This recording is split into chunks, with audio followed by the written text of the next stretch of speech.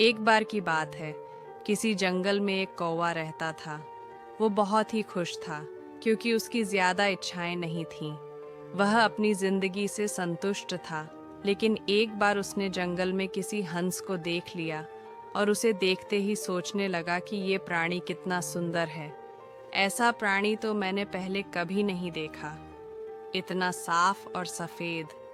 यह तो इस जंगल में औरों से बहुत सफेद और सुंदर है, इसलिए यह तो बहुत खुश रहता होगा।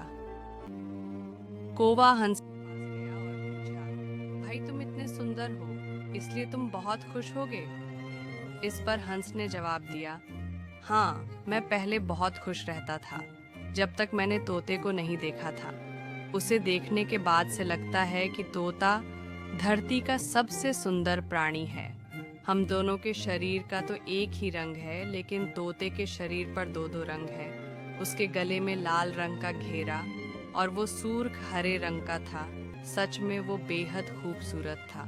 अब कौवे ने सोचा कि हंस तो तोते को सबसे सुंदर बता रहा है, तो फिर उसे देखना होगा। कौवा तोते के पास गया और पूछा, भाई तुम दो दो रंग पाकर बड़े खुश होगे?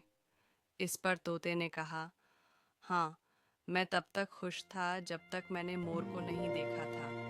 मेरे पास तो दो ही रंग हैं, लेकिन मोर के शरीर पर तो कई रंग हैं। अब कौवे ने सोचा, सबसे ज्यादा खुश कौन है, ये तो मैं पता करके ही रहूंगा। इसलिए अब मोर से मिलना ही पड़ेगा। कौवे ने मोर को जंगल में ढूंढा, लेकिन उसे पूरे जंगल में एक भी मोर नहीं मिला।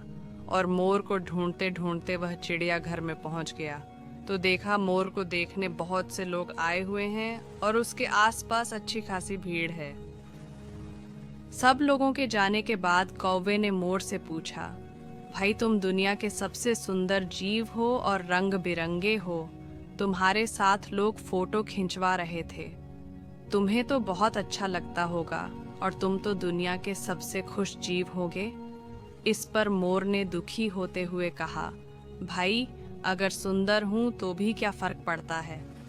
मुझे लोग इस चिड़ियाघर में कैद करके रखते हैं, लेकिन तुम्हें तो कोई चिड़ियाघर में कैद करके नहीं रखता और तुम जहां चाहो अपनी मर्जी से घूम फिर सकते हो। इसलिए दुनिया के सबसे संतुष्ट और खुश जीव तो तुम्हें होना चाहिए, क्योंकि तुम आजाद रहते हो। कौवा हैरान रह गया, क्योंकि उसके जीवन की अहमियत कोई दूसरा बता गया।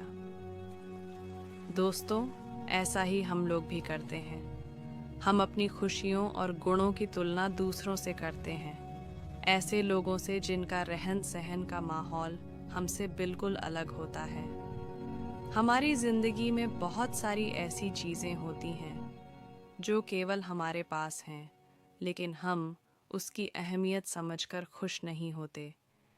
लेकिन दूसरों की छोटी खुशी भी हमें बड़ी लगती है, जबकि हम अपनी बड़ी खुशियों को इग्नोर कर देते।